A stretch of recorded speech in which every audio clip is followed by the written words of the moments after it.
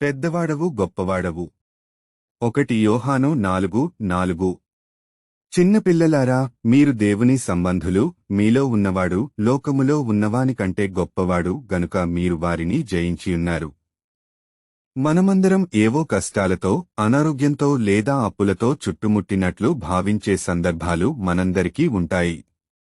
నీవు కష్టకాలంలో ఉన్నప్పుడు శత్రువు నేను నిన్ను చుట్టుముట్టానని, నీవు ఎప్పటికీ బాగుపడవని, నీవు చాలా కాలంగా ఈ వ్యసనాన్ని కలిగి ఉన్నావు, నీవు దానిని ఎప్పటికీ విడిచిపెట్టలేవని, నీవు ఎప్పటికీ రుణం నుండి బయటపడలేవని, నీవు ఎంత కష్టపడి పనిచేసినా ఎప్పటికీ నీకు ప్రమోషన్ లభించదని నీవు ఇరుక్కుపోయావని వాడు చెప్పే అబద్ధాలను నమ్మవద్దు.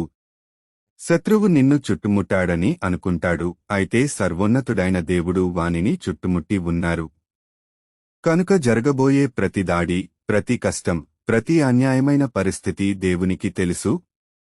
నీవు చుట్టుముట్టబడినట్లు నీకు అనిపించినప్పుడు మనస్సును నెమ్మదిపరచుకొని, నా దేవుడు ఇంకా సింహాసనంపై ఉన్నారని నాకు తెలుసు, నన్ను చుట్టుముట్టిన దానిని ఆయన చుట్టుముట్టియున్నారు. ఆయన ఈ వ్యతిరేకత కంటే పెద్దవాడు, ఈ అనారోగ్యం కంటే గొప్పవాడు మరియు ఈ శత్రువుల కంటే శక్తివంతమైనవాడు. నేను నిరుత్సాహపడను లేదా చింతించను.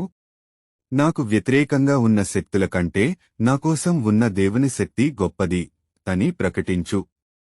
ఈ విధంగా ప్రార్థన చేద్దామా? తండ్రి, శత్రువు నాకు వ్యతిరేకంగా తీసుకువచ్చినదేగాని మరియు నన్ను చుట్టుముట్టే ప్రతిదీ మీకు తెలిసినందుకు మీకు వందనములు.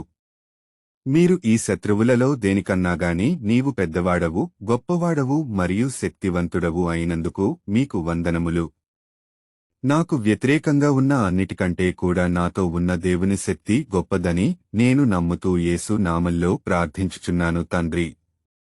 ఆమెన్. మీకు ఈ వీడియో నచ్చినట్లయితే లైక్ చేయండి, సబ్స్క్రైబ్ చేయండి.